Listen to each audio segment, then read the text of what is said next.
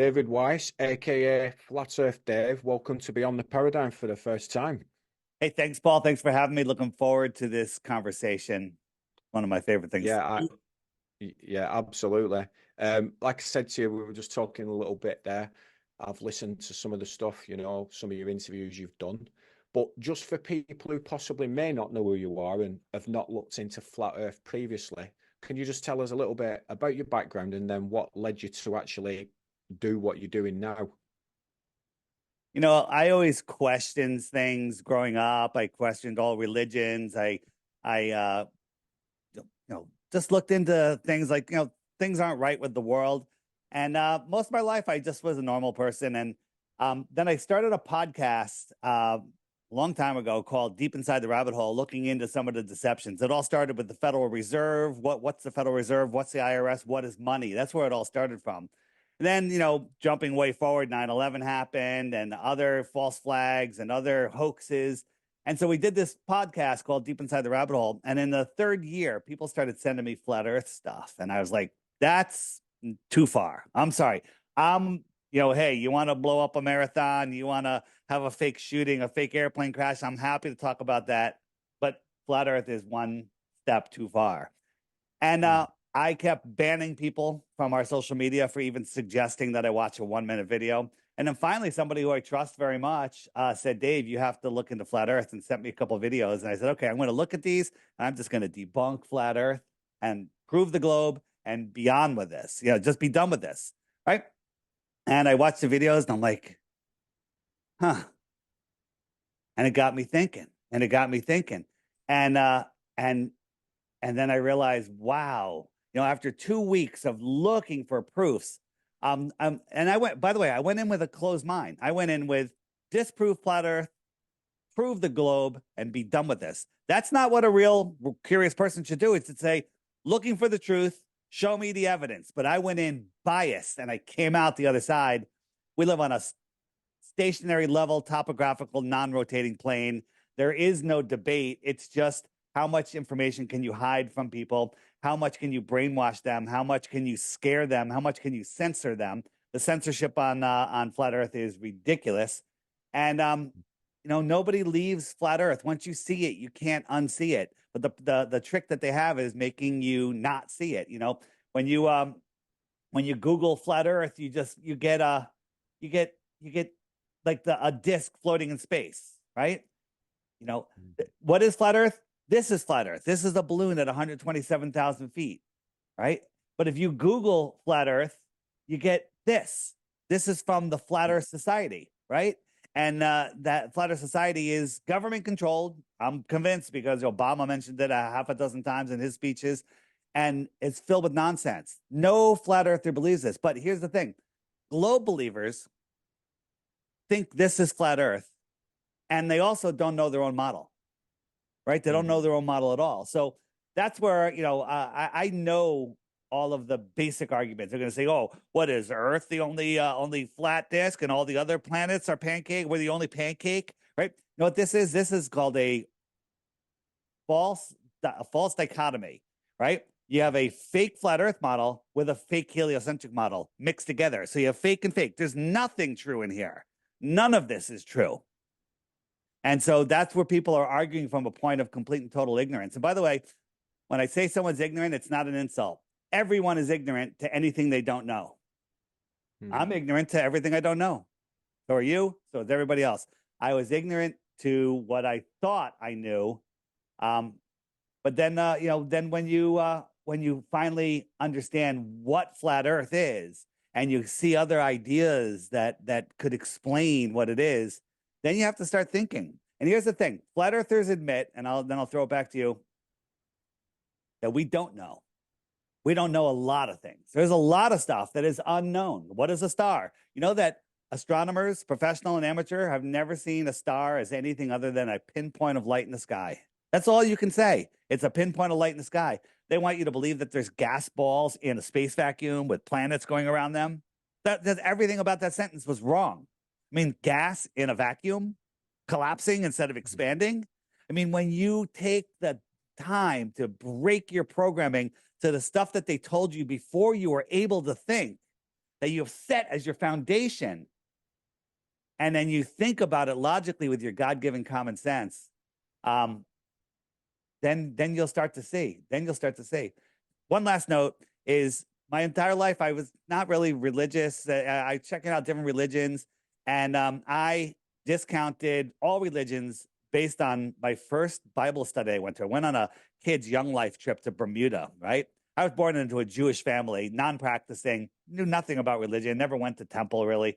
And everyone's going on this trip to Bermuda with this Young Christians Association. My mom's like, just go, go. I was like, okay. And so we go there, and the first day they take us out on this cliff, and they're going to do a little Bible reading. And I'm like, oh boy, oh boy, right? And the verse that he read was, the stars fell to the earth. I'm like, Bible's complete nonsense. Stars are, if a house was a star, the earth is a grain of sand. How does that happen? And I discounted religion, all religions, based on that one thing for my entire life until eight years ago, maybe 10 years ago. So Wow. There you go. There's a lot. Yeah, I mean, like you said, then you can't come to these things with bias, and I'm sort of in a little process of like deprogramming myself at the moment. I mean, I've been down many rabbit holes over the years. I think it was the UFO phenomena for me, first of all. I've been a Christian since 2001. Now, when I've been listening to some of the podcasts you've done, and also I've heard other podcasts regarding flat Earth, one of the claims that some of these Christians make, and I'm not criticizing them as people, is that they say that the Bible teaches flat Earth. Well, it actually doesn't. It doesn't teach flat or globe Earth. It doesn't teach either. And they use certain verses, like one of them that they tend to use is Revelation chapter 7, verse 1, and where it talks about John says, I saw four angels standing at the four corners of the earth, holding back the four winds. Now, in writing this, the Apostle John was using idiomatic language. That's what it was. It was an idiom, four corners of the earth, referring to like every distant location on your earth. And we use idioms today. For example, we'll say, because it's the Olympics this year, we'll say like the Olympic athletes have come from the four corners of the earth.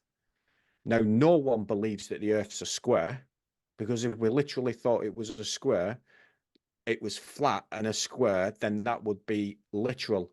And the Bible itself is wrote for a specific purpose, and the purpose isn't to tell us what shape the earth is, but it does teach us that God obviously created all things, and like you mentioned about the stars falling and all that.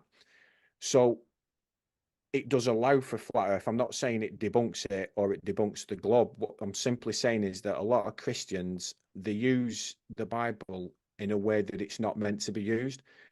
Sometimes they quote from the Psalms when it talks about when the earth and all its people quake. This is Psalm 75, verse 3. It is I who hold its pillars firm. It doesn't literally mean the earth's on pillars. The Psalms are poems. It's poetical language. It basically means that God is like holding the earth in stability, because God is a spirit, yeah, and he's upholding all things. And it's the same regarding the firmament. And they try to say that the firmament means it's this dome and everything.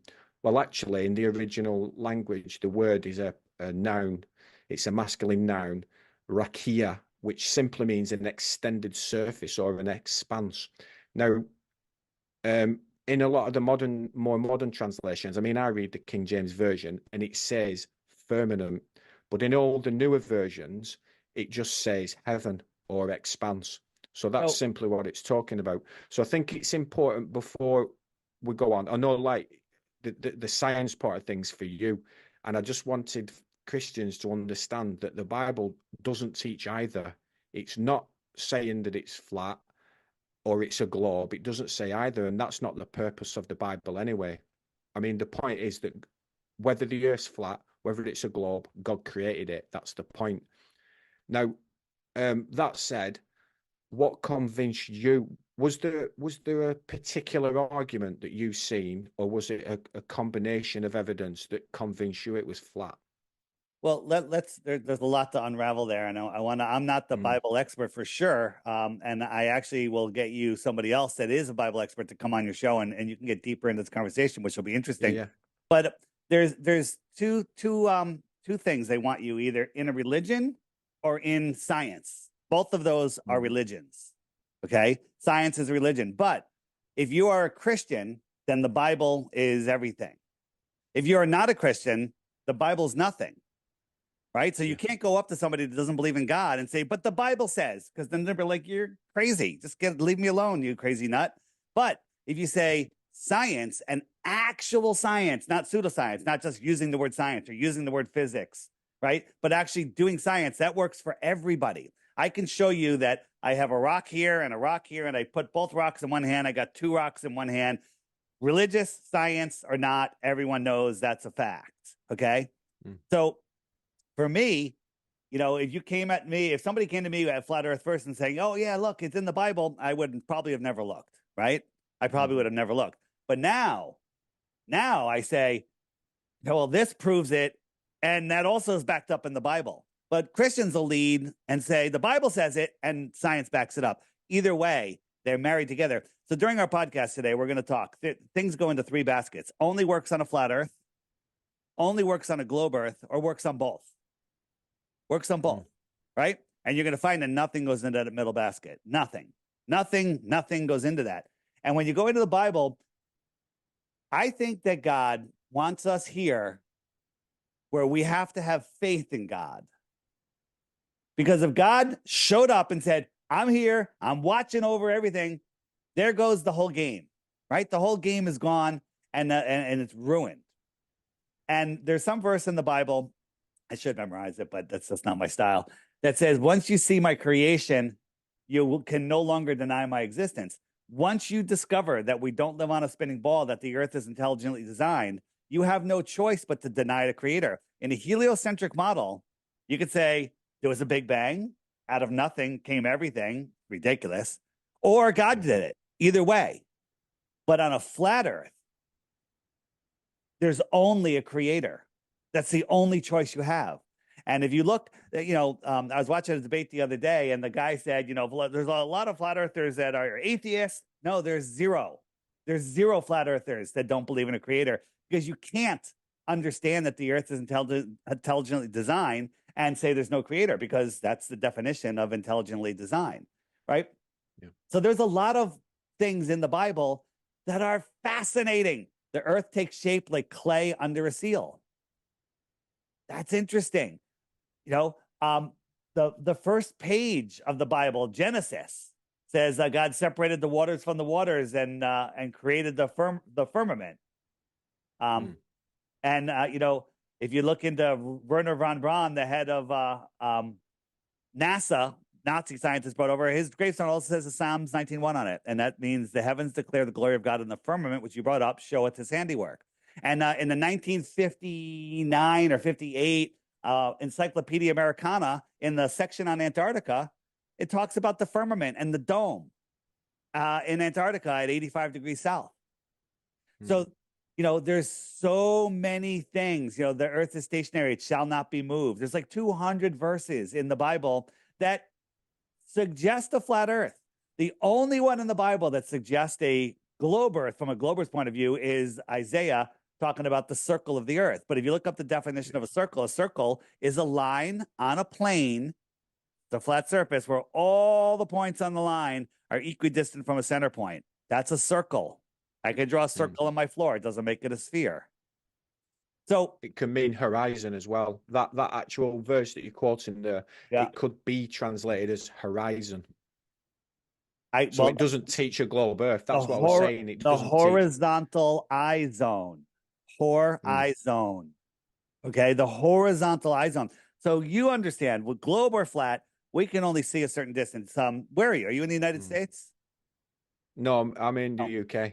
UK. So I went to Las Vegas, and at the Bellagio Hotel, it is so long. You go to one end of the hallway, the other end of the hallway, the ceiling literally touches the floor. I mean, it looks like it touches the floor. Of course it doesn't. You zoom in and you can see, but it looks like the lights are touching the rug at the far end of the hallway.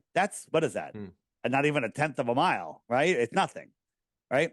Oh, look, my emojis. I found out for some reason, like my camera does crazy stuff when I make simple. Can you see that? Yeah. That's crazy, Yeah. right?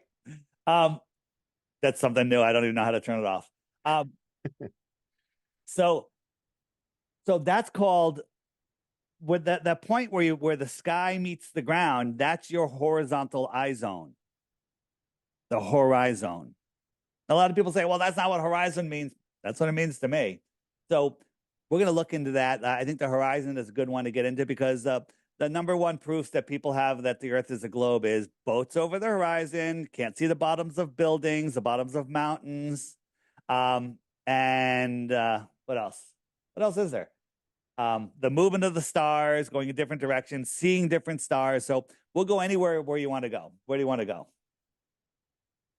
Well, well, first of all, what would you say to someone? What about GPS and satellite? So you get people going, well, we've got satellites and GPS. I mean, just so you know, I don't trust anything NASA says. I don't believe we've been to the moon, and I don't believe there's an international space station. I mean, they're basically flying around on wires. So I'm with you on that because I know that's probably Right. what you And believe as who's in well. charge of all the satellites? NASA. Do you know that NASA Hmm. controls all of the helium in the world? And NASA admits that there's tens of thousands of satellites hanging on balloons.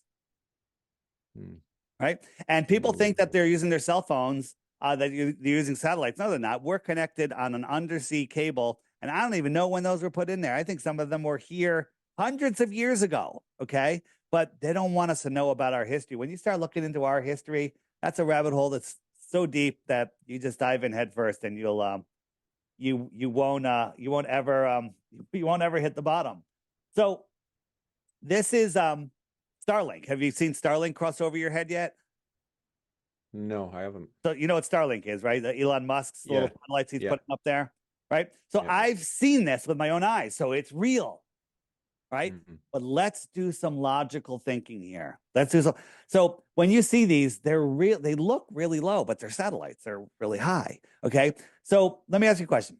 This is a 747, and this is a 747 at altitude, right? Now it's picture so small you really can't even see it. But when you look up at an airplane at altitude, you can see the airplane, right? You can see the wings, you can see the tail, right? Mhm. But can you see the engines? No, Right. Sometimes maybe you could like, oh, I think maybe depend. yeah, because I Yeah. know where they are, right? So Hmm. the engines, see what I have here. So that's about 7 miles high. 7 miles high. That gigantic plane. Now, do you see this guy right here? There's a man standing right there. Yeah. Right? So you didn't even see him before, right? That's how big this airplane No. is. But at 7 miles high, it's tiny. So Hmm. a Starlink satellite is about the size of a school desk, a desk. Let's just say a regular, a desk at home. So you can probably fit 10 or 20 of them inside that engine. Hmm. See where I'm going here? Okay. Yeah. So you can't see that engine, but for some crazy reason, we could see these satellites. And guess how high Starlink satellites are? Are they 7 miles high? If that airplane was double the height, 14 miles high, could you even see it? You couldn't even see the airplane, right? No. No. Okay. These satellites, these alleged satellites are 350 miles up on the size of a school desk. Now, does that tell us what they are? No, it does not. This is some big deception. I don't know if Mm. it's just a light show to convince people the earth is a globe, to convince people of all sorts of stuff, right? This is provably now, again, falsification is independent of replacement. I just proved that these are not school desks at 350 miles up, let alone 7 miles up, right? I just proved that. So I don't have to replace it. I think that they're drones. There's something being dragged by another airplane. They're on the bottom of a giant airship that we can't see. And several people have reported when they see it, if they're in a rural area and they see it, they hear a jet fighter way ahead of it and they hear a jet fighter way behind it. To me, I Mm. think those are like military planes saying, hey, some Bob and his Cessna, like, hey, what are those lights? I'm going to head over there and they'll stop them. They don't want anybody interfering with this deception. This is a deception. So, but Dave, I have Starlink service. I could be on my boat with Wi-Fi service. How does it work then if they're not real? Well, I have the answer to that. Okay. So these are supposedly, oh, hold on, this is not what I wanted to show you. I don't think. Hold on a second. All right. So these are cell towers. When you're driving down the road, you're relaying from tower to tower to tower, right? I talked on my phone from, for 100 miles. I was on the call for 100 miles. I must have gone, how many towers did I go to? I don't know, but I transferred from tower to tower without even noticing it, right? So let me ask you a question. If I was, I'm moving along and here's a tower and jump forward here. So you got tower. Whoops. So you got all these towers and they form a mesh. Now, if I was stationary and all of those towers were moving, the service would still work the same, right? Yeah. So these towers, what do they need? They need a lot of electricity. They need to be serviced. Things break, things that need to be checked on, upgraded, right? So a tower, you can service it, you connect it to power, all good. You put a satellite in space, falling around the Earth, that's corkscrewing through space to an impossible space vacuum. We'll get into that. And how is that even possible? It's so ridiculous. It's like, I feel stupid even saying it. So the higher a cell tower, the bigger its circle is, right? So these cell towers, let's say they're all, I don't know, 500 feet, 300 feet, whatever. If I had one up that was at 3,000 feet, one at 3,000 feet could probably cover this entire area, right? What about at 10,000 feet? What about at 7 miles high? That could cover a pretty big area. What's at 7 miles high, has electricity, has able to be serviced, are everywhere in the sky, and already have that equipment on them? And the answer is airplanes. Yeah. Airplanes. So you have your satellite phone or your service. It's either going to connect to the closest tower, or if there's no tower, it's going to connect to a plane that's going to relay it to another tower. That's it. If they're not doing that, they're being irresponsible, because that is the cheapest, best, easiest way to do it. Right? And so, people are like, well, I don't believe that there's satellites. There's the Google Loon program. They admit this, but they don't tell you about it. These satellites can weigh up to 8,000 pounds. They could stay up there for over a year, maybe even longer. They don't tell us. And so I don't even think that most of the services that we use even use anything in the air. It's all done tower-based. It's all done on the ground. It's all done, the tower, you can't communicate across the ocean because of the curve of the Earth. No, they did that. They've done microwave transmissions across the oceans. And all of that is being hidden from us. So there's your satellite answer. And then, these satellites are crashing are all over the Earth. There's what I want. Satellites are crashing all over the Earth. And one thing they all have in common, they all have balloons attached to them. They all have giant balloons everywhere. These satellites are coming down. They all have balloons. Yeah, I've thought about that when you were mentioning there about them being, obviously they're in orbit, and you talk about like who's going to service them. And it's just, excuse me. So let's talk about them being in orbit. We just say, we're just convinced that an orbit is a real thing, right? So this is what they teach us in school. This first model, right? The sun's here, stationary, and we're going around, but that's not really what it is. The sun's moving at 500,000 miles per hour. We're orbiting at 66,000 miles an hour. We're spinning at 1,000 miles an hour, right? So we're spinning at 1,000 miles an hour. So you got a satellite. How far out are they? 2,200 miles, 2,000 miles out, whatever they're. How's that satellite going to stay over the same piece of land as the Earth is spinning, as it's orbiting 66,000 miles an hour, chasing the sun at 500,000 miles per hour, right? All of these motions are going on, and and you don't feel them or sense them, let me just put that into context. This is the hypersonic sled track. I think it's run by NASA. Did you see that? If you look it up on YouTube with sound, it's shocking. It just goes by. The shock wave is incredible. It's going by at Mach 6.8, right? 6.8 times the speed of sound. Can't even see it. Okay. Watching it, you can hardly fathom that speed. But could you fathom twice that speed? No. So, right. no, the You have chance. to believe that we live on a lumpy rock surrounded by curved water. 71% of it's covered by water. Surrounded by air, adjacent to a void. All of these things are impossible.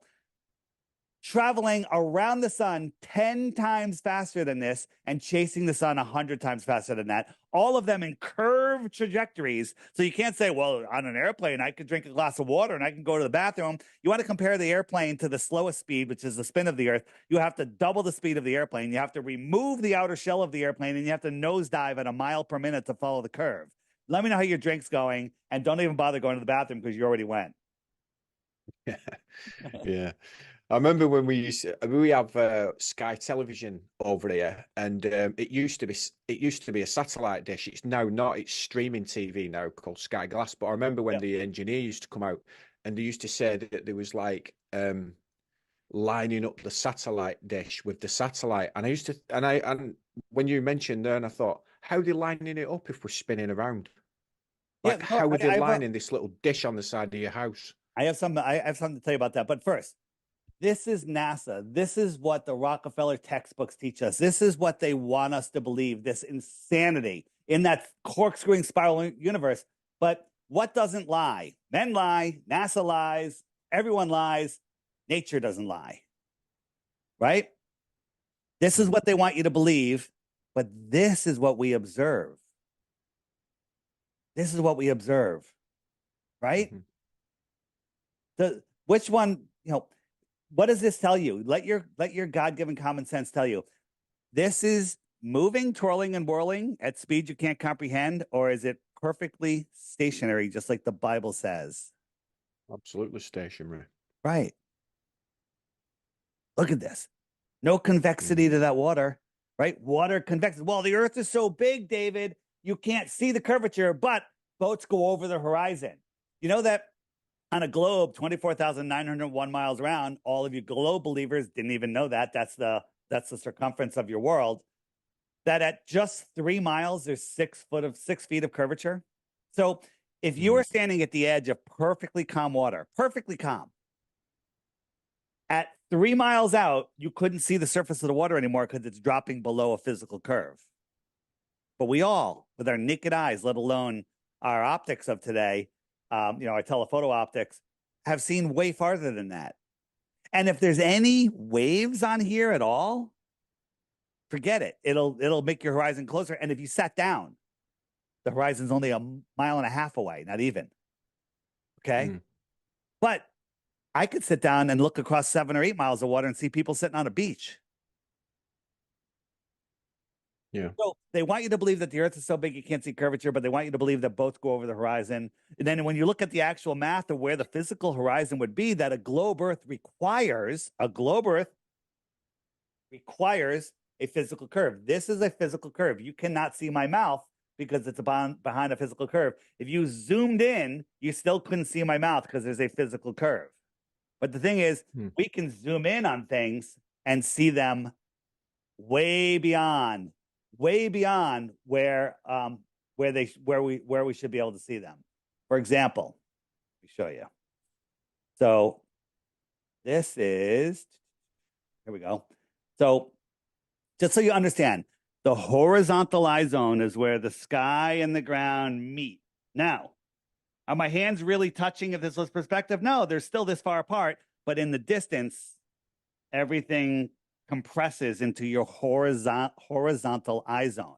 So out here, you don't see any boat, but we're zooming in. So as we zoom in, we're increasing the angular size. And as we increase the angular size, we're like, oh, look, there is a boat right there. Now, am I zooming over a curve? No.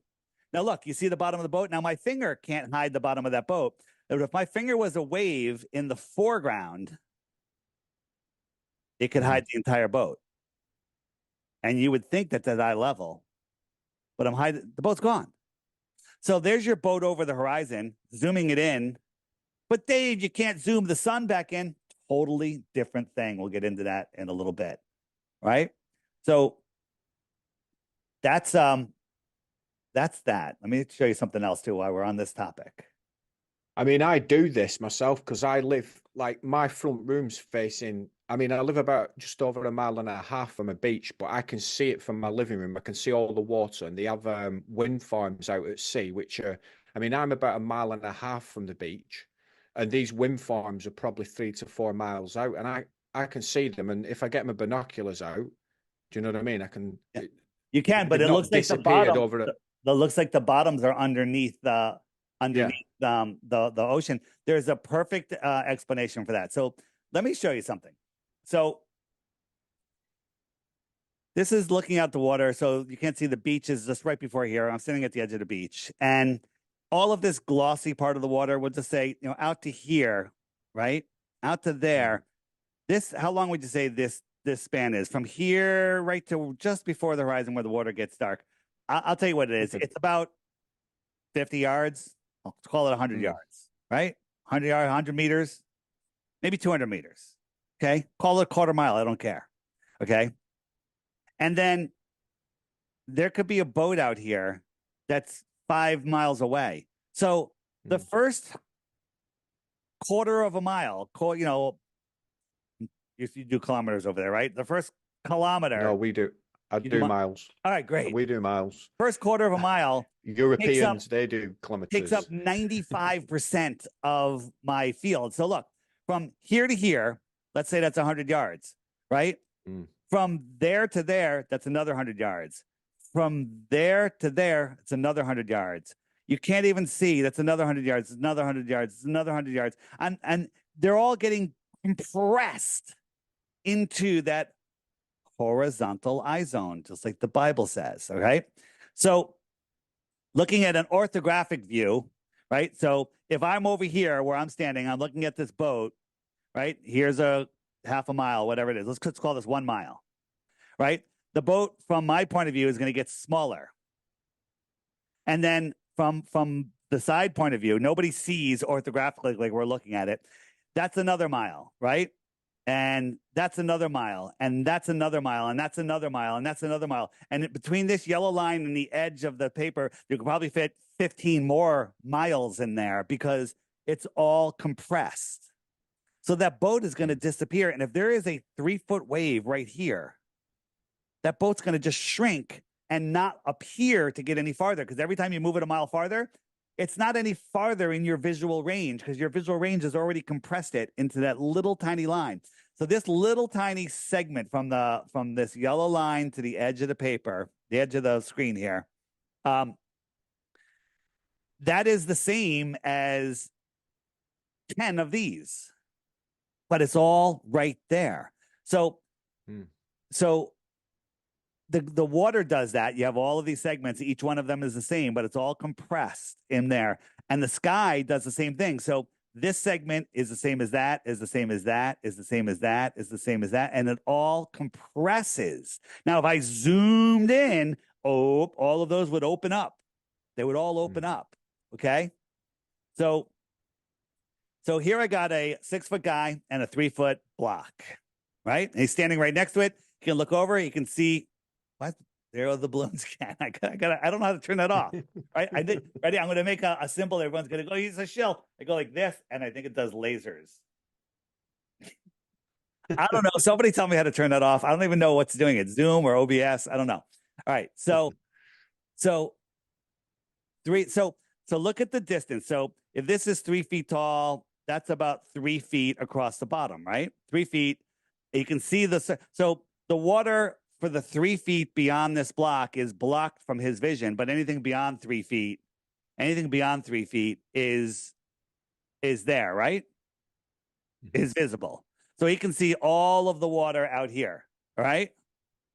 This is very discerning, very discerning. All right. So now I slide that block out, and you see how much bigger this area got? It gets much bigger. And so I can't see the water until all the way out here. Why do I look like I have double hands? hold on a second.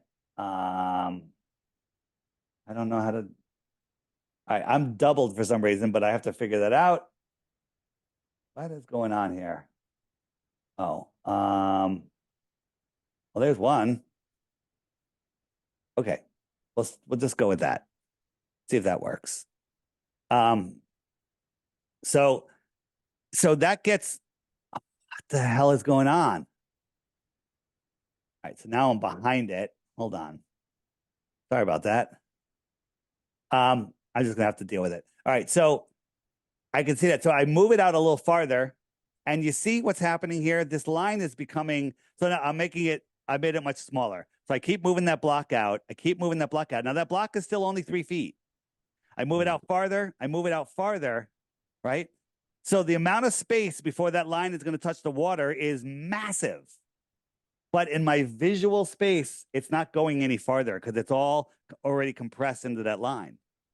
So this 3-foot wave can block a cruise ship. You get it? Yeah.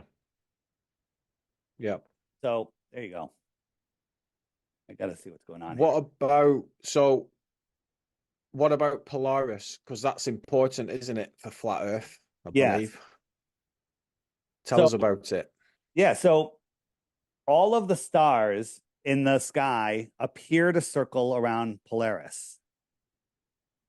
And they tell us that's because we're spinning, and Polaris just happens to line up with our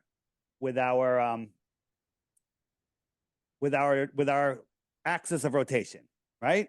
You with me? Yep. So, have you ever heard of the Georgia Guidestones here in America? I have, yeah. Yeah, so the Georgia Guidestones, besides the whole story of what they were meant for, there was a hole in the very center stone, a very thin hole, and you look through it any day of the year, Polaris is right there. So you got to remember, we're corkscrewing through space, whirling and twirling, traveling 4.5 billion miles a year, never to return to where we were before, on curved trajectories. All of the stars in the skies are moving in their own trajectories, but we don't see any parallax. We've never seen two stars change positions because a closer one, closer things move faster. We've never seen that happen. Never once, with all of this going on. And so the heliocentric explanation is, well, they're so far away that all of that motion is meaningless. So far away that 4.5 billion miles a year, for hundreds of thousands and millions of years, doesn't change anything. Oh, well, we used to have a different North Star. 2,000 years ago, we had Thuban, right? And the pyramids that have the shaft in Giza, they used to point towards Thuban, and now they point towards Polaris. And you just don't notice that we're moving because we're moving so slow, and it has to do with the wobble of the Earth. The wobble of the Earth will change where it's pointing. So, okay. So the great year is 26,000 years. 1 degree per year is 1 degree is 76 years, right? So the sun, so the pole is shifting 1 degree every 76 years. So let's wait 76 years and see if it shifts. By then, we're kind of going to get distracted, I bet, and be thinking about something else. However, the Georgia Guidestones, they were lined up with Polaris, and they were up for over 40 years, and Polaris never moved. Now, 1 degree in the sky is 3 moon winds. If you lined up 3 full moons, that's 1 degree. So in 40 years, that's more than a half a degree. Polaris would have been far out of that hole, but it was still there. And we started making videos about it, and they started going viral. And then did you hear what happened? Out of nowhere, a terrorist blew up the Georgia Guidestones. 3 hours later, bulldozers were there, took all the evidence away, and no investigation was ever done. Isn't that suspect? Oh, definitely, yeah. So there's. I mean, I seen that on TikTok. That's where I first sort of seen some flat Earth stuff, because I'm not.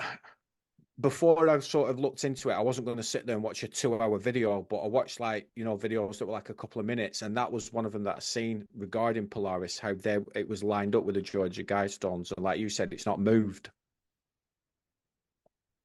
They can claim anything they want about their, the shaft in the pyramid used to point towards a different star. How are you going to prove them wrong? Weren't there. Georgia Guidestones prove it beyond a shadow of a doubt, but now they're gone. And now people are just going to be, it's going to be memory hold, right? Yeah. You have to wonder. Now, are you, you're in England, you said? Well, no, I'm from England. I actually now live in Wales, so I'm Yeah. about not far from English border though. Is About that 30, anywhere near I live on the Stonehenge? coast. You ever go to Stonehenge? I'm actually going this year. I'm going next month because on my way to Southampton this year. I am Yeah. going past Salisbury, so I'm going there. So the story of Stonehenge is complete and total nonsense. It was built in the 1950s. I'm going to jump forward here. This is Yeah, I've this seen is it. video of the construction of the Georgia Guidestones in the 1950s. Not the Georgia, I mean the Stonehenge, sorry. Stonehenge. Yeah. Just jump forward. This is them building it. Now, there was some old pyramid there, but they took all, not pyramid, sculpture there or monument. They took the stones off-site, planned this whole thing. I don't even know if they're the same stones, and the whole thing was built in the 1950s. So, what does that mean? It means they're lying to you. It means they're lying to you, and you can never, ever trust them. Okay? Definitely. Yeah. That's one of the thrusts of this podcast is that, basically everything we've been told is a lie. And what I always say on here is, as a Christian, what you've got to understand is, and anyone needs to understand this, Jesus himself told us that the devil is the god of this world with a small g temporarily. But he says that he's the god of this world and he's the father of lies. And when he speaks a lie, he speaks his natural language because there's no truth in him. So isn't surprising that everything in this world that he's running temporarily at this moment in time is a lie. So people shouldn't be shocked if things like this are a lie and everything, the history's all been falsified. Yeah, 100%. So for those of you that haven't tuned out yet and have an open mind and are curious what's going on, God bless you. Thank you for being here. I offer 3 Bitcoins for 1 globe proof. That just helps motivate a lot of people because of, everything runs on money. I'm offering 3 Bitcoins for 1 proof of the globe. If you think I'm crazy, if you think he's nuts for having me on and are ready to unsubscribe, why don't you collect the 3 Bitcoins? It's very easy. 1 globe proof. The problem is, if you Google my name, Flat Earth, if you Google my name, you're going to end up at Professor Dave's video. And luckily, you have a sharp enough mind that say, wow, this guy, first, he's not a professor. He's a failed musician that calls himself a professor. But something's wrong with that. And it struck your curiosity. I talk about that a lot where Google pushes that video when you search Flat Earth, even without my name, it comes up as like one of the top hits because they think that destroyed Flat Earth. It actually is waking up more people than most videos because people are watching and go like, why did he act that way? Now you're talking to me. Now I'm going to show you some places to look, right? My website, flatearthdave.com. There's tons of free stuff on there. I have an app. The app is amazing, right? And every day, yeah, you have the app. Awesome. I've got it. Every day there's a new featured video. Just so every morning while you're having your cup of tea, hit that video and watch the video and watch the videos that come after it. There you go. Nice work. You have a referral code. Let people use your referral code, get some points because you're going to earn crypto for that very, very soon. Yeah, I'll do that. I've just got it yesterday. Actually, started looking at it. So let me show you. Let me show you. Made. So if you hit the handshake button, right? You don't have to do it right now, but check it out. Hit the handshake button. That opens up the friend finder, and that'll show you all of the people around you. Let me show you. Let's look at here. This is the UK right here. These are the people that have my app, right? Pretty crazy. But if you go over here to this button, your button will look a little different. That's the referral area, and you're gonna have a random number right here. Okay, click the little pencil next to it. Oh no, it's not. Well, actually, that yours is going to be over here. This is just a new layout. You click the little pencil and put in something that's easy for people to remember. Just whatever you can put in. Anything up to 7 characters. And then when anyone downloads the app, which is $3 one-time charge. And there is a subscription, but that's $11 a year. You don't have to get it, but you're going to want it. It's for a few extra features. You get a point every time someone downloads it, and then you earn points, which puts you on the leaderboard, does other things, but you're also going to earn cryptocurrency for it. And we think that this crypto is better than Dogecoin, and it's called Dome. Dome, right? So you're going to learn about that very, very, very soon. This version you're seeing here is actually coming out hopefully this week. So do that, and then maybe when you do your recording at the beginning, tell people use your referral code. All right, earn some points because you're going to earn Dome, and I have a feeling that, I'm not telling anyone to buy anything. I'm just saying earn some crypto. It might do something for you. So, where I was going with that, just every day watch the featured video. If you said, hey, send me a video on the fake moon landing or how the sun sets, I send you that video. The next video that's going to pop up is going to be a Google debunking video, a nonsense video that they want you to watch. But on the app, we break the algorithm. We feed you all the videos that come after it. So, and again, don't believe anything. Verify everything. Just like the Bible says. Believe, people lie. Verify it. We're just making it easier for you to find stuff. So, there you go. I've had a couple of guests on here previously who are flat earthers. No, we weren't talking about that. One briefly mentioned it. And when you were talking then about saying that if people think I'm crazy for having you on, like, don't unsubscribe, I was literally told off this one guy who I interviewed last year. He said, if you do an episode on flat earth, he said, you will lose subscribers. He said he knew a guy who literally had to start a separate podcast so he didn't lose subscribers. Yeah. But basically, and I've said it every week to my audience, this podcast is about finding the truth.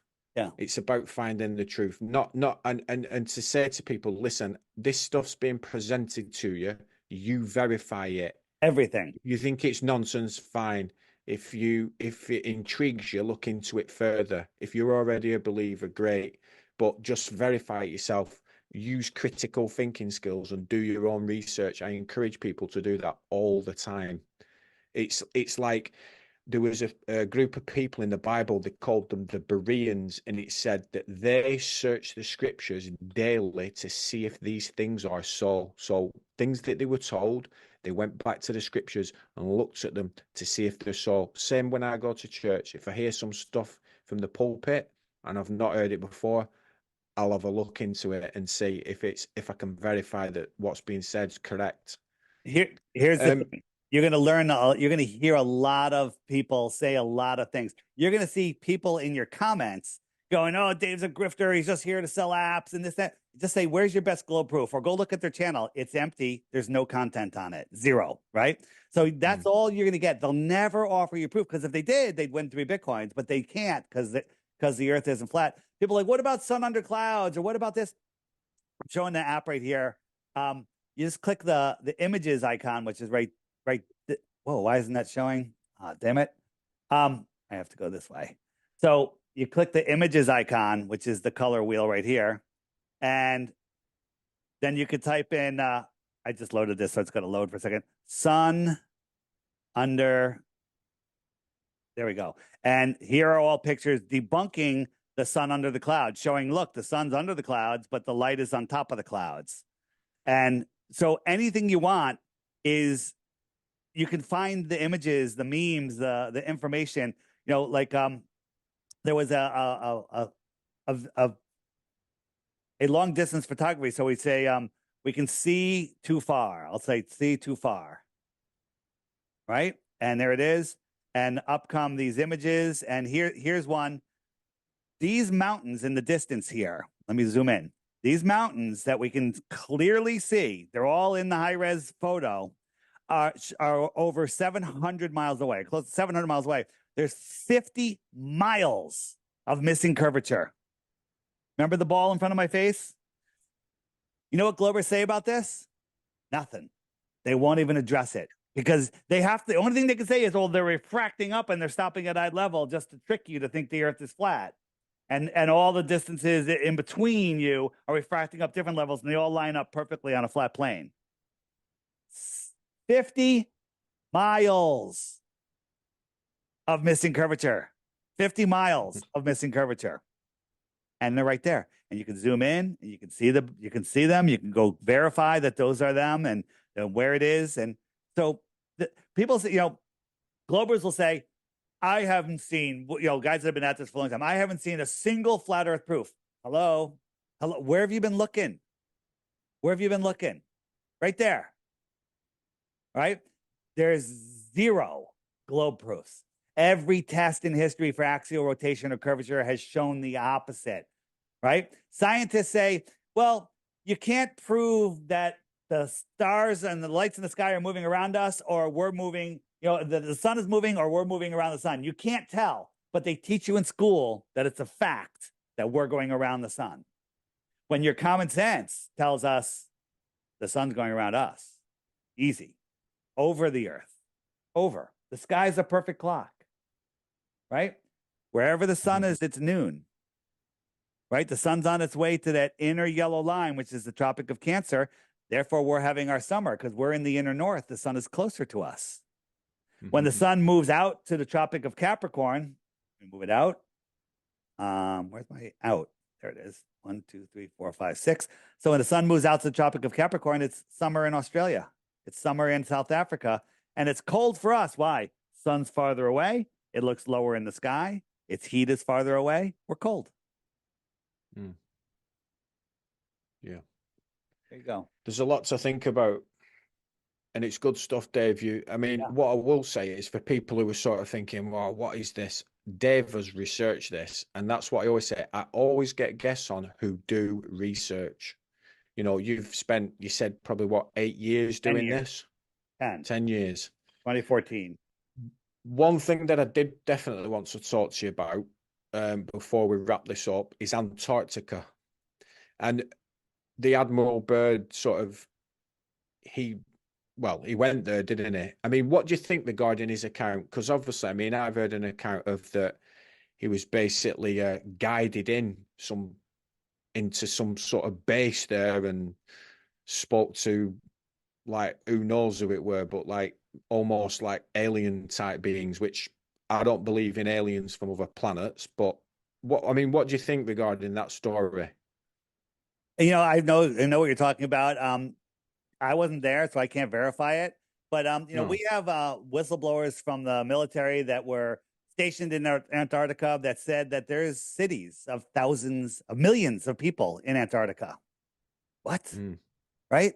So, what people don't understand is flat Earth is not, we're not in a prison.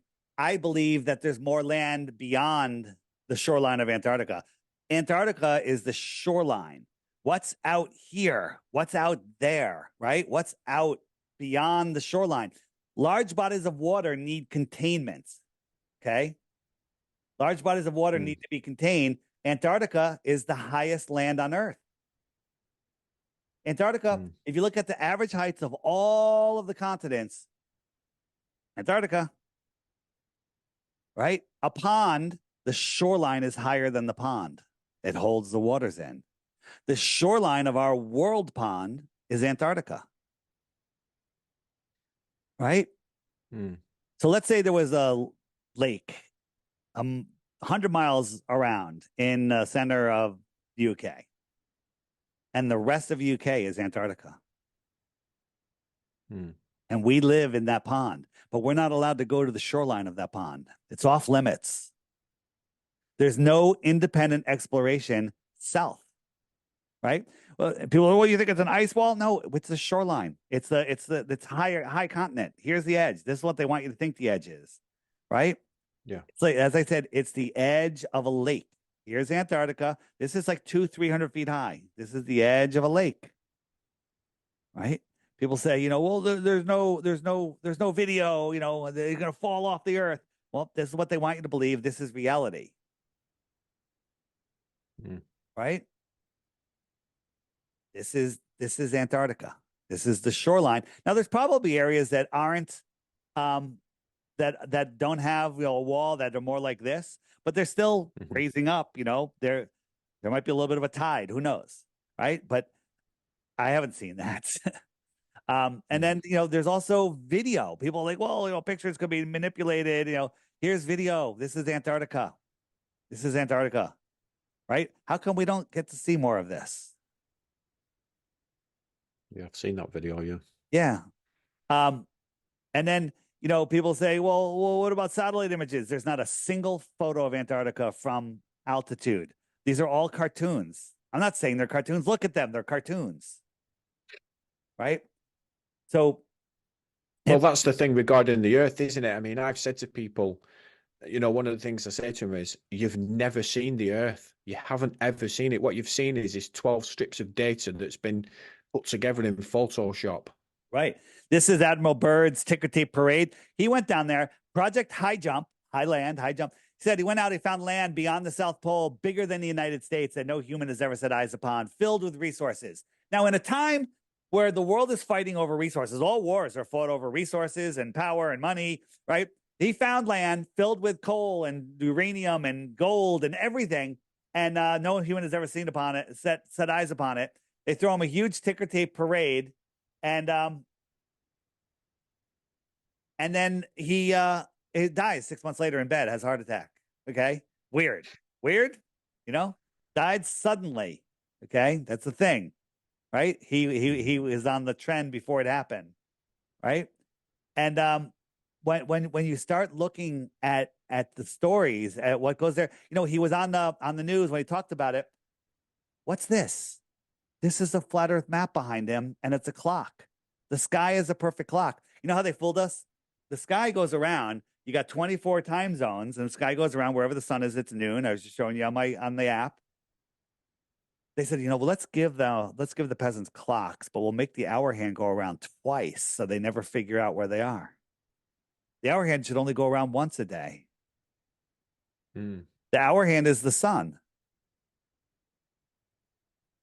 Wherever the sun The UN is. map's a flat Earth map as well, isn't it? The UN.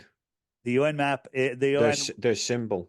Right. Well, all of the major organizations that run the world, they all use that. They all use that same logo. These are some fishermen that went beyond 60 degrees south, and I'll just jump forward here. Quickly, a destroyer comes up upon them, radios them, and says, "Turn around, get out of here. You're not allowed here." Now they're 1,000 miles from Antarctica. Nope, no one's allowed to go escorted.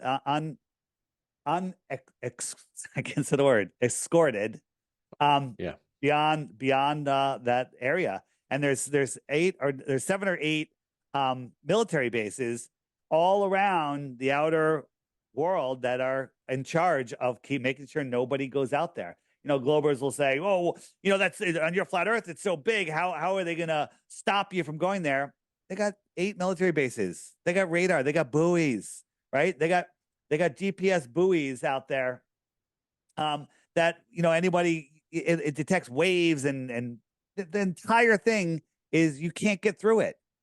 You can't get through it. And people that are doing, contractors that are, you know, bringing stuff down there, doing work down there, they say when they cross that 60 degrees south, they're boarded by a military, and the military takes over their helm. They're not even allowed to drive their own ships in there, right?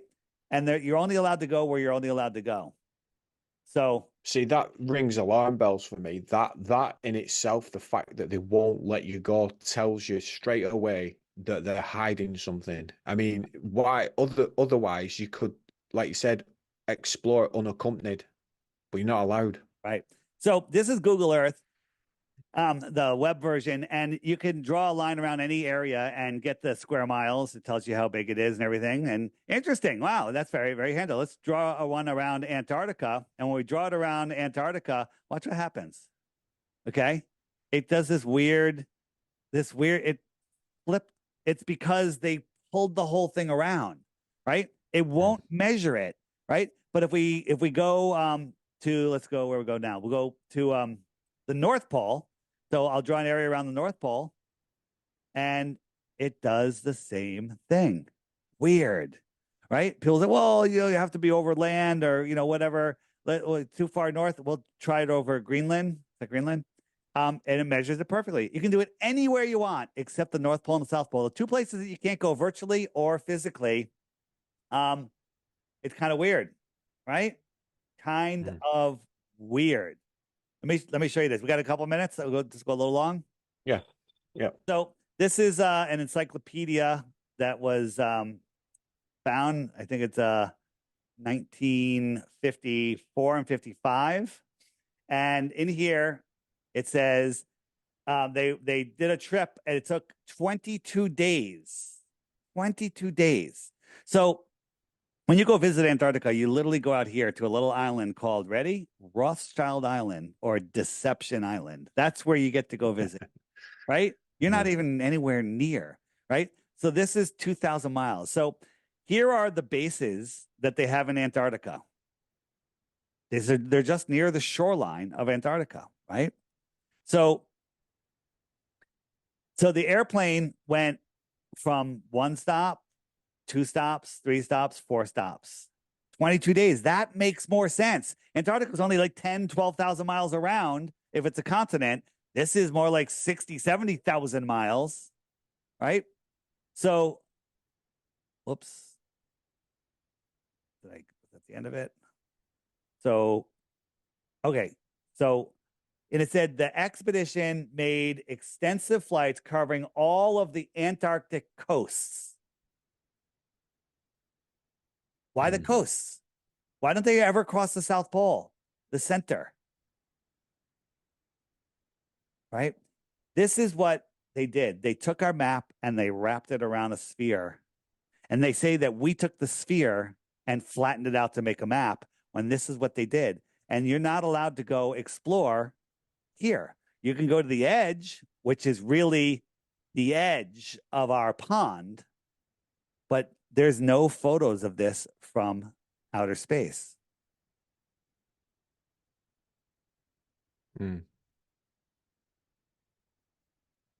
Yeah. Right. Antarctica is one of them. It's so fascinating. Yeah. So fascinating. So it's a massive rabbit hole. Yeah. So this is a trip that they were going to go across the South Pole. So they went from, Deception Island over to here. Then they went over to the base they call Little America over here. Then they went to the South Pole, which they tell us is right there. And then they went back. Right? So let me just, okay. So where's my thing? Is it? Yes. All right. So let's take a look at what that really looks like. So here they went from there to there to there to the South Pole and back. But if we look at that, is that going across Antarctica? If I look at it on this map, right, way zoomed out. Now, again, this is, we're guessing. They just did this. They went from here to here to here and back. The trick is to go from here south and show up over here in Australia. That would be a ball. That would be crossing that would be crossing. So they just, and now look, this is South America. South America is huge. It's way bigger than the United States. Look at this. This is huge. How do you know? You don't know where you are down here. If you're a mile inland, you can't see the water. You can't see anything. You're in a white, barren land, if it is all frozen like that, which I think a lot of it is. And so they went from here to here. This is a massive adventure, but you didn't cross the bottom of the world. You just went here. That's all you did. Right? Yeah. This is another, this is another, this woman that she went from here to here to here. And they're like, oh, she went across Antarctica. No, she didn't. She didn't. She went here. She went there, to there, to there. Now, this is big. This is, I don't know, this is half of South America or whatever. That's big. That's huge. It take you a long time to do that. So you think then basically the Earth's massive, much bigger than what we realize or what we've been told, because like you're saying, we're just basically in a pond. And there's much more land. That's what you believe. Again, we don't need to speculate what's beyond the shoreline of Antarctica to absolutely prove that the Earth is a level topographical, non-rotating plane. We don't need to do that, but I love doing that. All right. There's a lot of evidence, right? All of these domes, I call them domes because that's what they call them. Dome A, Dome B, C, D, E, F, right? Those are really on the outside. So you get to the shoreline and you go south, which is away from the center of the Earth, and there's mountains. Those mountains might connect to the dome. Those might be what holds up the dome. Those might be part of the dome. Off limits. It's all off limits to us. Did you ever see my thing on Kiribati? No. Kiribati. All right. I'm going to show you that, and then we'll wrap it up because I can go forever, by the way. Just forever. All right. So this is the last one. And the reason I want to bring this up is because you talked about extraterrestrials. You don't believe they come from other planets. And I'm with you. I believe in extraterrestrials. And by the way, a UFO is an unidentified flying craft. So if I flew my drone over your house and you didn't know what it was, it's technically a UFO. So, but the question is, are they alien UFOs? What are they? Right? Extra terra, extra land, more extra, territory, extraterrestrials come from the extra terra beyond Antarctica, from the outer space beyond the shoreline of Antarctica, extraterrestrials from outer space here on Earth. Okay. So here's a ship tracking website. I'm going to go through this fast. And we found a ship 730 miles inside of the shoreline of Antarctica. That's 1.9 miles higher than sea level. How does a ship get there? We found another one that was 905 miles in. That's over 2 miles higher than sea level, and it's inland, right? It's in 905 miles inland. How did it get there? So when you click on these ships, they'll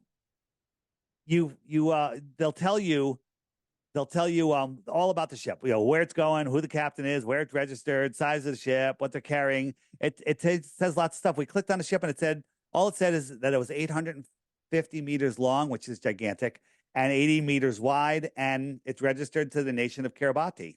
And it's Kiribati, but I'm going to call it Kiribati because that's how it's spelled, and all the people in Fiji can be mad at me. It's fine. Okay? So, I wasn't showing you. I didn't show you. Did you not see what I was showing you? You didn't. Let me show you. So here is here's the ship 905 miles inland. Right? Sorry about that. It's 905 miles inland. And how is that possible? So we looked and we said, okay, where's it from? It's from Kiribati. Kiribati, right? Right? And so where is that? And you go on Google Earth and it shows you it's a little tiny atoll. I put a pin on it because you can't even see it until you get really close to it, in the middle of the ocean. And America, China, Vietnam, all these countries are saying it's a very, very important trade route. Very, very important trade route. Why do we need to stop at a sandbar? Okay. What's going on here? Right? Kiribati, Karibiti. Remember that. That's important. Kiribati. Right? This is an old video, an old screen capture, because they changed it already. Because just like I told you, they changed things before. So what are they doing there? And on Kiribati, there's a bed and breakfast, Captain Cook bed and breakfast. Well, that's Captain Cook's the guy that tried to circumnavigate Antarctica, and it took him 3.5 years. He went over 60, 70,000 miles. Sounds like a flat Earth, but weird. Maybe just somebody loves Captain Cook there. And if you look at all of the ships that are docking at the massive pier on the sandbar, they all say their destination is Christmas Island or unknown. And if you looked into Christmas and Santa and Satan and all of that stuff and child trafficking, really throws up some red flags. Okay, so what's going on here? They said there was a lot of nuke testing there, and if you looked into the nuke hoax, that's another strike. And then if you look at time zones, right? Time zones are where you draw a straight line on the globe from the North Pole to the South Pole, and you draw 24 of them, right? And like sections in an orange, and those are your time zones. And as the Earth spins, wherever the sun is, it's noon. Makes sense, right? Right. So there should be 24 straight lines, but there's this weird line right here. Weird line. Weird line. What is going on there? So let's take a zoom at that. And this line crosses over 3.5 date lines. Okay. And Kiribati is right there. I would call that the most suspicious spot of all. I don't know what it means, but that's another strike for what's going on here, right? And then if you Google Kiribati now, right, it brings you to this island. What's going on there? Like that just changed, and Kiribati is all the way over here, and they changed the name. It's now Karamati. What happened? I don't know if you can see that there. It's now Kertamati. And they changed it again. That tells us something suspicious. Suspicious. Another thing is the globe time zones make perfect sense. Did you know that there's 19 time zones in the north, 24 between the tropics, and 32 in the south? Well, no. They don't teach you that in school. They say it's for political reasons. No, it's because when you wrap them around a globe, you lose time zones in the south, right? So it's all to keep you confused, right? It's all to keep you confused. Now, people say when you live on a ball, any place that's beyond the limits of the ball is assumed to be another dimension or folding of space-time. They came through space-time, coolest thing ever, or whatever, right? When in reality, it could be much, much simpler. So here's a map that was found, published in a Hawaiian newspaper in 1910, shows all of these continents out here. Okay. Now let's look here. Here's South America. Let's say they took you on a boat to Antarctica and you went right here, right to the middle of this landmass. Now look at the little middle, this landmass. This landmass is bigger than Canada, UK, and Mexico combined. It's gigantic. So if they pulled you up there and said you're at Antarctica, what are you going to say? No, I'm not. How are you going to, like, this is massive. You're not going to know. You're not going to know where the heck you are. No. What if Kiribati, this is a trade route. Out here are other civilizations, advanced civilizations, right? Advanced civilizations here on Earth. Now, the closest star is 25 trillion miles away. That's what they tell us, right? 25 trillion miles. You and I get into a ship going a mile per second for 1 trillion seconds. We've gone 1 trillion miles, a mile per second. No one's ever gone that fast. 1 trillion seconds. You know how long that is? I've got a clue. Take a guess. I'll give you a Bitcoin if you guess it within a day. It's a bit longer than that. Well, guess. If you guess within 1 day, okay, within a week. 1 trillion seconds. 1 trillion seconds, yeah. Oh. Just take a wild guess. You're not going to get 10 years. Very, very close. 31,000 years. Okay. So why did I tell you that? 1 trillion seconds is 31,000 years. That tells you how big a trillion is, right? Yeah. The Earth hasn't been here for 1 trillion seconds, according to the mainstream, right? Maybe no, it's been here for millions of years. Sorry. 31,000 years. So we have to do that 24 more times to get to the closest star and find out, oh, gee, there's nothing on this planet. We have to go to another star, which is 100 times farther than that one. Okay. Outer space is ridiculous. The outer space is not ridiculous. If I go here, whoops, I'm clicking on it. If I go here and I click and I type in map, let's see, maps. Let's see what we got here. What if the world is set up like this? What if we live here in the center? That ring is Antarctica, and out here are some outer lands. What if? I don't know. I don't know. But there's a lot of evidence pointing to other lands. And if you really want to expand it, this is an interesting map. We live at the center here, and these are other worlds, just tens of thousands of miles away, hundreds of thousands of miles, 100,000 miles. It's just short. Nothing. These are other worlds here on a flat Earth. Now, I don't know if this is true. This is just something that we're speculating about. And whoops, lost my connection there. That's all right. Come on, come back. Well, it'll come back. Hopefully it'll come back. There we go. So what if that's it? Listen, if you want to believe in extraterrestrials, flat Earth is the way to go. Because think about this: if you live just beyond Antarctica on those lands, you could come here, abduct somebody, do your anal probing or whatever you got to do, and make it home in time to have dinner with the alien kids, right? In the app, there's a books section, and if you scroll over to more land, there's a whole bunch of books in here that are awesome. Iron Republic, I highly recommend. The Navigator Across the Ice Wall, amazing. Read these books. Don't believe anything. Think, right? In the 1800s, late 1800s, there was a New York politician that just got sick and tired of tyranny. No, got sick and tired of politics and everything. Sold his house, had a bunch of money, bought a big ship, went to Antarctica, found some opening, went through, came out. They're out at sea. The stars are different. They couldn't figure out where they were. They were lost at sea for a couple of months. And then finally they found a land and they saw a city and they pulled up. And in the morning, they waited until dawn. A boat came out and greeted them. They're like, hey, welcome. You're at the Iron Republic. They're like, where's that? He's like, well, it's on the other side of Antarctica, about the same distance as the United States. And he ended up staying there for 10 years, got married. I think his wife died, and he finally got distraught, and he got his ship back, and he went back to Florida and told the story. Now, whether that's true or not, it rings true to me. In the 1800s, they were talking about more land, more civilizations beyond Antarctica, right? People, we've known the Earth is a globe for 2,000 years. No, we haven't. Eratosthenes, not going to get into it, proves the Earth is flat. If you ask me, I could show you.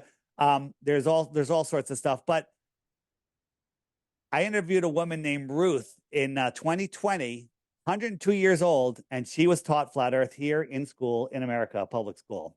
We found people that in the 1950s that said that they were taught flat Earth and globe Earth in school because they didn't know. So this whole thing about we've known for 2,000 years is nonsense. Eratosthenes, even if that experiment was done, does not prove the globe. It works perfectly the same way on a flat Earth.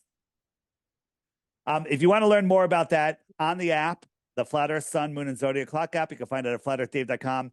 You hit the question mark button, and here are all the questions you're going to ask. And one of them is sticks and shadows right there.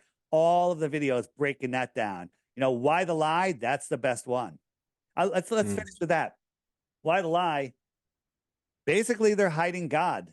They're hiding your true divinity. They're hiding more resources. They're hiding your true power. They're hiding the fact that govern, control, ment is the mind, is nonsense. It's the belief system, right? They're hiding the fact that we are here, inheritors of this world by God, living in natural law, and they're making up a whole bunch of other laws. And they can't have it where we believe in a creator, because they would have to make laws that abided by natural law, the God's law.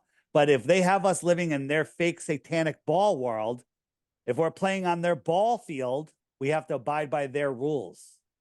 And once you unplug from that matrix and start seeing the real world and take your power back, well, what difference does it make, Dave? I still have to go to work on Monday. No, you don't, right? Things change. And what difference does it make? I'm only one person. One person with the truth is 1,000 times more powerful than a whole bunch of liars. And so here's the problem. People are like, I'm pretty happy. I get 2 weeks off of work paid. And, in the summer, they give me a half day on Friday. And, I'm going to work until I'm so old that I really can't enjoy my retirement because I'm still broke. They want you just here living on their farm where they're literally siphoning off of our energy, right? And they're controlling our minds with the news and the nonsense. But the reality is we live in an abundant world where there are no shortages. There is no overpopulation. I think there was trillions of people here living in all of the lands beyond Antarctica and here. And there's so much evidence of that. By the way, on the app, on the more resources page, which is the button that looks like a spider web, there's all sorts of, I'm losing my connection here. There we go. There's all sorts of other resources, but actually I'm at the homeschool page. This top row here, there's a channel called My Lunch Break. You can find him on YouTube and all the other channels. Just start watching him. And Jake, I'm the Improbable Dreamer, show you the old world. It's right here in front of our faces. It's right in your town. You can see it yourself, but you've been blinded not to be able to see what's right in front of you. What's going on here? So there you go. There's tons of information there. Everything for me. If you're interested in booking me on a show or just want more information, flatearthdave.com. Scroll down to the crash course. I challenge anybody to watch the first 5 videos in that and not end up being a flat earther. It's impossible. It's scientifically impossible. The only way they keep you in your globe world is by making you not look at the evidence. No, it's fascinating stuff, Dave. You've given me a lot of things to think about, and that's what I wanted you on here for. You know, it's all about the truth. The truth will set you free. Jesus said, "You shall know the truth, and the truth shall set you free." So yeah, guys, flatearthdave.com. Like I said, we've talked about the app. I've got the app. I'm going to be looking into it. Well worth looking into. Don't just discount things, guys. If you've never looked into it, always look into something. You can make your own mind up. You might decide you believe in the globe even after it. You may, not be certain. I'm not certain, but I'm going to look into it. It's been brilliant talking to you, Dave. Right, so, yeah, it's been excellent, especially that about Antarctica. I'm going to be probably sat up thinking about that now, and looking into that much further. On the app, if you hit the question mark, that's your number one go-to. And on the left-hand side, it's Antarctica and the 24-hour sun. Lots of videos there. Spend a day or two just watching those videos. Hit that playlist, mirror it onto your TV. You can send yourself the playlist. You open up the playlist. Oops, there goes my thing again. And you can just send it to your computer so you can watch it on a bigger screen. It'll keep you busy for a long time, and it'll keep Google's algorithm of nonsense out. So again, don't believe anything I say. Go verify everything. That's what I did. I didn't believe anything. I was like, oh, where are you getting your information from? YouTube? YouTube is a place that has everything. It's like life. It has a bunch of idiots in it and a bunch of smart people in it and a bunch of stuff, and you got to sort it out. It's just like life. So it's a platform that's censoring the crap out of us, but guess what? All of the normies are there. All of the people that don't know of these other platforms. You go outside and you ask a person that has no idea about flat Earth, no idea about 9/11 or any of that stuff. You say, name 3 video platforms that host that you can upload videos to. They'll go YouTube. That's all they know. Oh, and maybe TikTok now. They'll know TikTok too. Right. And maybe Instagram, but they don't know about Rumble or Odyssey or Rockfin or, lots of these places that are uncensored, but they want to keep you there. So YouTube has been a blessing for all of us, even with all the censorship and all of the nonsense and the shadow banning. But it's waking up a lot of people. So it woke me up.